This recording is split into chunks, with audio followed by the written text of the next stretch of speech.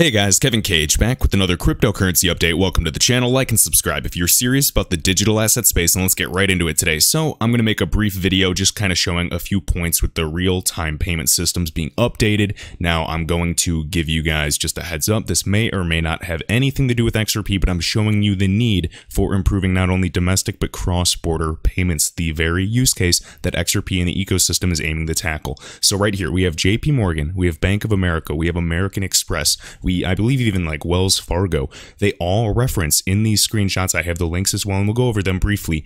They all reference RTP, real-time payments, bi-directional messaging, which is literally RippleNet, clearing and settlements for U.S. domestic payment rails. Now, this is just my opinion, guys. Please do your own research, back it up. If you guys don't agree, let me know down below so that I can also learn from you as well. So we have domestic rails, improving first, it seems. We know, Trump has also said that it's 40-year-old technology. Realize that we've been saying this on this channel for well over a year now regarding the correspondent banking system. So now, in my opinion, and I think it's just the next obvious step, is international payment rails, guys. So we need something that is open sourced. We need interoperability, and I'm going to kind of go through this briefly.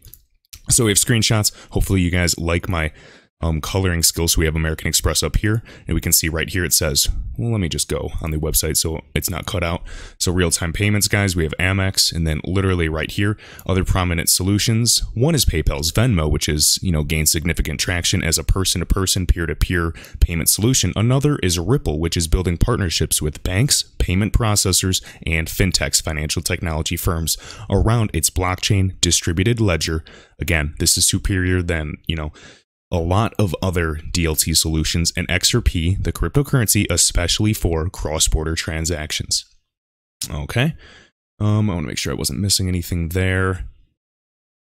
Yep, and then just again, this is all about RTP. So right up here, real-time payment systems from the clearinghouse, and we're going to talk about them, a bank-owned company and association. Okay, next up, we can see, of course, Bank of America listing the same thing.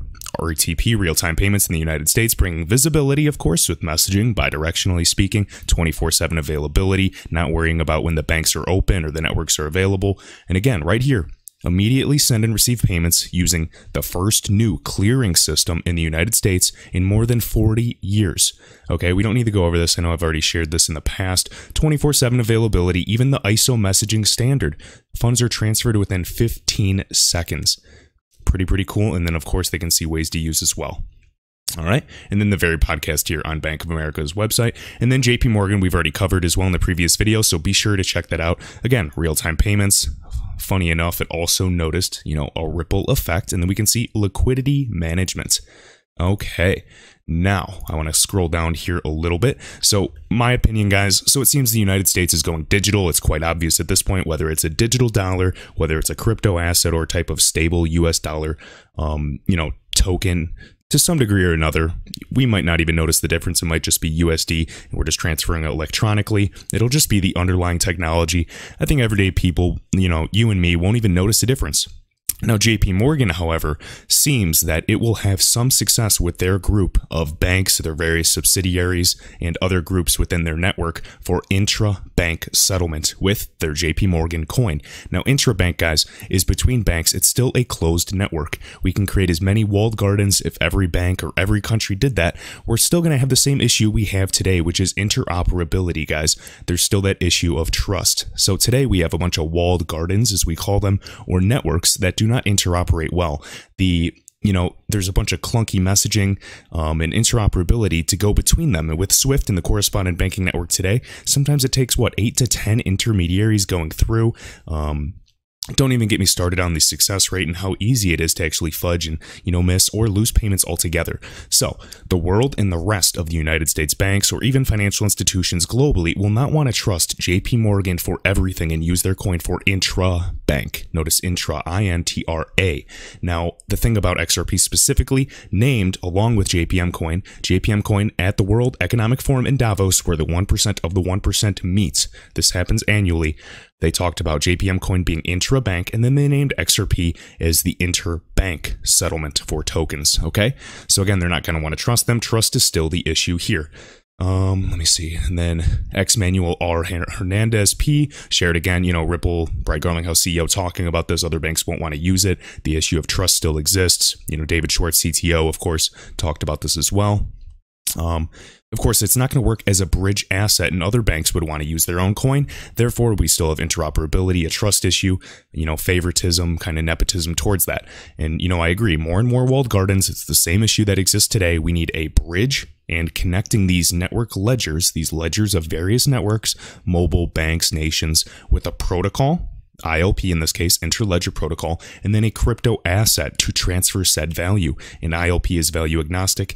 Typically, it'll kind of just pick like payment packets instead of IP packets, pick the fastest, most efficient, and cheapest asset. And in this place, so far, it is XRP. XRP and ILP were built in tandem. All right, now, as we keep going, I want to go over this point. This is really interesting. I really, really respect Galgatron. His website is galgatron.net. Check it out, guys. I'm grateful for people like him in this community. Intelligent minds like this should definitely keep you assured with your investment. So right here, he's going against this now, but he is an advocate of XRP, of course, compared to other cryptos. He says Ripple is not part of the Federal Reserve, or the Fed, real-time gross settlement system. And we have the link here if we want to look around here. But essentially, I'm just going to read this really quick and kind of go over this. So I'm gonna go right. Okay, so right here, while the board did not explicitly explain why, for instance, payments-oriented fintechs, financial technology firms, this could fall under Ripple, that are not depository institutions would be excluded from direct participation in FedNow. The board's proposal to limit direct participation in FedNow to only the institutions that qualify for a master account is a telling sign of the board's view that banks, as federally regulated entities that hold public trust and confidence, should continue to have a critical and preeminent role as the U.S. payment system develops.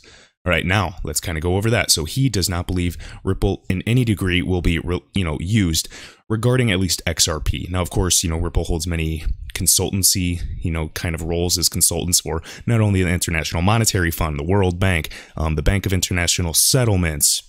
It can go on and on and on. Of course, the top 40 and 50 governments. But now Stuart XRP, of course, kind of goes to, against this view. So he shows this: the Federal Reserve will provide the FedNow service. So we can see here, and now this is going for Ripple's point of view to be used.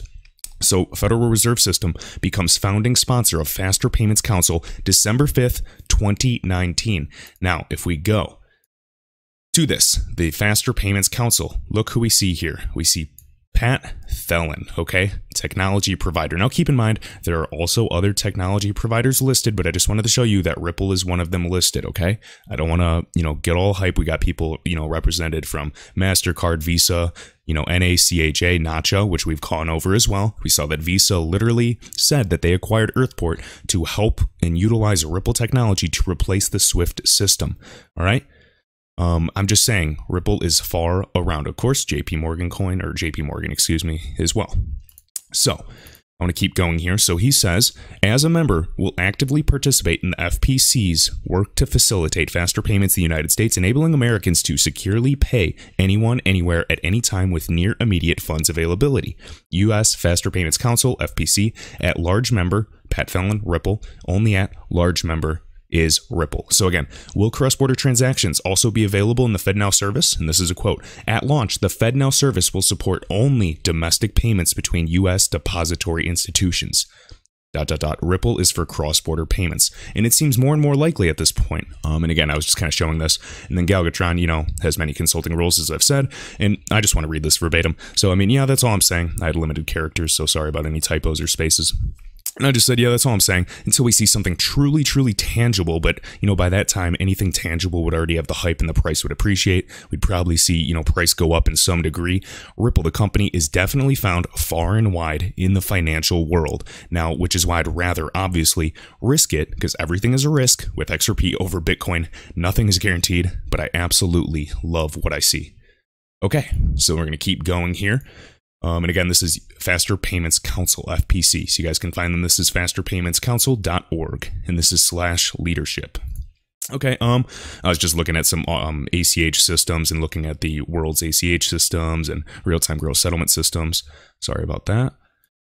Okay, next up, Stephen Bull from the DF. So we got Brad Garlinghouse, guys. I know this has already been seen, but I want to go over a video with Ross Leckow. So Brad Garlinghouse predicts that a year from now, banks will be custodying crypto assets directly, meaning they will be able to hold them legally. All right. Why would they be holding crypto assets legally? Of course, they see some as an investment, some they see for liquidity purposes and utility.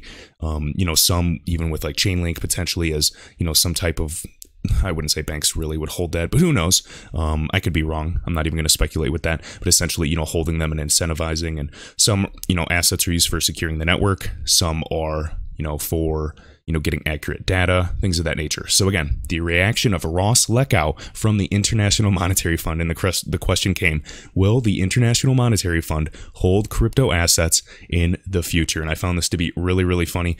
Again, Ross Leckow, as we can see here, represents the whole legal department from the IMF, guys. Deputy, General Counsel Legal Department, right? We can see it right here, International Monetary Fund. All right, so now listen to this. You're going to get a laugh. And of course, this was just talking about Siam Commercial Bank using XRP, helping cross-border payments, eliminating the need for pre-funded accounts, thus making trillions of dollars more active and accelerating globalization. And there's multiple parts for globalization. Of course, we've kind of witnessed, data moving, we've seen logistics, and now we need to see value to come into the fruition of this and connecting everything. So listen to this video. This is going to be very, very funny how Brad Garlinghouse kind of smirks with this. And not even specific to Ripple or to XRP's community. I think one of the things that will surprise us a year from now is that banks will be custodying digital assets directly. And I think right now we think about that and think, look, there's no way that's going to happen. They're too conservative. And I think what you're seeing is, two things happening. One is, and please look up the Volcker rule if you have not already. It's VOLCKER, I believe. Banks are seeing that a lot of money is being made by digital asset exchanges globally, and banks are profit motivated. The second, and as we've talked about up here, certainly Ross has made very clear, is regulatory clarity and regulatory frameworks enable banks and financial institutions to lean into these markets. And I think we will surprise ourselves by this time. And by the way, I'll also predict that it will be banks in the ASEAN markets where there is this regulatory clarity and there is a lot of progressive forward thinking. They'll be the first to actually allow for crypto assets custody in their accounts. All right, with that, we'll turn it over to questions, and I see a bunch of questions on this screen, which I can't really read from here, but we're supposed to pick some. Can you see those? Oh, there's 2 votes. Let me try. Do you see IMF holding crypto assets in the future? Oh, they're over here. That's easier. You want to take one? Go for it. The first one's for you. IMF. Do you see IMF holding crypto assets in the future? I did not put that up there. Can't avoid that question. Remember, I'm from the legal department. I'm supposed to be very conservative about these things. I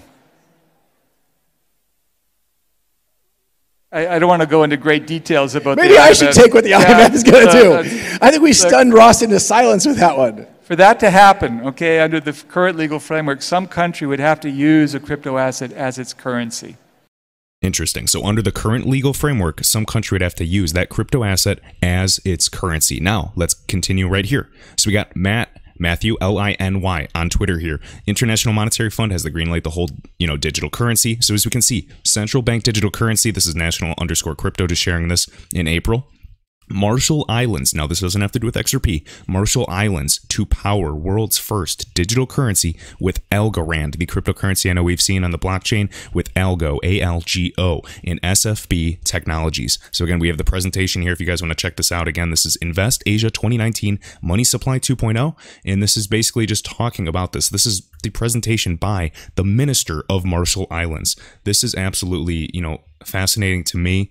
We can see here the world's first sustainable and fair sovereign digital currency of Marshall Islands, SOV, Algorand, Algo, and this is all powered right here. So, we've talked about this, SOV or the sovereign currency. I know we've gone over articles in this in the past, but just wanted to show you how crazy this really is getting. And people, 2 years ago said it was 100% speculation, never happening. Well, look what is happening on a daily basis. I just went through, the initiative for pushing real-time payments domestically. We are seeing what we need to happen Even if it is just a US dollar digital, crypto asset or a tokenized version of the US dollar, yeah, I mean, I could see that happening. But how is it going to interoperate with other ecosystems? And plot twist, wouldn't it be absolutely insane? Now, this is the speculation. I think XRP will do fine regardless, but I'm just saying, if the moon scenario, imagine if some stable coins were actually tokenized on the XRP ledger and there were, collateralized positions, as we've talked about in the past. All right, we're going to finish up with a few slides right here. So XRP Darren, this is at Fame21More, MOORE. Must follow here on Twitter, guys. He has a Patreon. Recommend you supporting him. I'm not going to dive into his, hard research too much. I just want to kind of dabble over this to give you a taste of how deep these guys go. And this is from 2018 to show you what's happening. And now you have to watch these groups and see how fast things are really occurring. So let's go into here. So he's talking about the clearinghouse. This is the TCH. So as we go here, we have the, links, of course, but essentially we can see right here, DH Corporation, we've gone over them. Today announced that it has partnered with Ripple, the company, to deliver innovative payment capabilities by integrating Global Pay Plus, its global payment services hub, global payments, guys. This is not just, small payments, with Ripple's distributed ledger tech, creating a foundation for further disruptive payment innovation. It says right here, financial institutions using Global Pay Plus. Notice now all these FIs using this group will be able to link to a secure distributed ledger system, accessible only with permission, so it's still private, to connect interbank, not intra-bank networks, moving money domestically and across borders in real time, regardless of time zones or time of day, and access cheaper liquidity. Remember, higher liquidity, tighter spreads. It is much cheaper for them through a distributed network of market makers. Remember, Crypto Addy, a bunch of people talk about how Ripple specifically is incentivizing these market makers, and there was some ROI return. What was it? These market makers are making a 100% ROI. That is quite the, incentive alone. All right, next one. So Global Pay Plus is one to watch. DH Corporation, we've gone over. And then right here, we got Finastra, absolute behemoth. So PNC, RippleNet partner, a top 10 US bank by assets, is live on RTP, and this is trademarked. The clearinghouse's new US real-time payment system using Finastra's global services hub, Fusion Payments. Guys, this bank, an early adopter of RTP, gives the client's ability to receive RTP transactions. And again, Fusion Payments, formerly Global Pay Plus. Do you see how it's all connected? And this is PNC already using them for wire payment processing. Okay, RTP, speed, certainty, irrevocability of real-time payments available in the US. And then talking about the treasury management product, I know there's tons of talks about, the Treasury and Federal Reserve, either merging entirely or, maybe only working together under certain criteria. It's interesting. I'm not going to speculate with that. But again, the Clearinghouse Payments Company, so this is, TCH, whatever, LLC Payco, is a US-based limited liability company formed by Clearinghouse Association. Payco is a private sector payment system infrastructure operating on electronic check clearing and settlements. So SVP Co, a clearinghouse. All right, very, very interesting. And then notice CHIPS. And then remember, what is CHAPS? Is that for British or the UK payment system? And then again, the member banks, look at this: Santander, Bank of America, BNY Mellon. You can already see Citibank, Deutsche Bank, HSBC, PNC. You can already see a bunch of RippleNet groups. UBS, it just keeps going, okay? So this is why we are speculating, because we're seeing exactly what we want to see. I get if you guys, are skeptical or cynical. Sometimes I have those times too, but you just have to look back and realize, these groups are, basically announcing real-time payments domestically for the US system. Trump said they have to update their 40-year-old infrastructure. That's exactly what the website says. These groups in payment hubs, and they're using Finastra's Payment Services Hub, RTP. They are a registered trademark of Clearinghouse Payments Company, and the member banks are partners with Ripple. All right. Even, Larry Swanson, I think on Twitter here, was even saying, yes, I mean, there has to be a connection. And I agree. There has to be. Right. And then, just reading a document by Darren. So guys, XRP Darren, must follow. Please, support his work. Do not tip me. Send him anything, okay? I do not deserve it. Okay, right here, Mr. BXRP. So I like this little GIF. Check this out. XRP, the standard. Boom, exploding. And now right here, there's two options. Press 1 to send money quickly using existing pre-funded accounts, okay? Or press 2 to send money quickly without pre-funding, save money, instant settlements, and go ahead and bring all your Nostro money, those trillions of dollars that is sitting there suffering from capital costs and inflation, bring it home. Which button will banks and financial institutions choose? You tell me. Guys, with that, I'm going to keep this video short and sweet. I have another one I need to work on. Remember, links in the description, guys. Shout out to Jamie XRP and all other top channel member contributors. I appreciate you guys. Be sure to hit the like button if you learned anything. And until next time.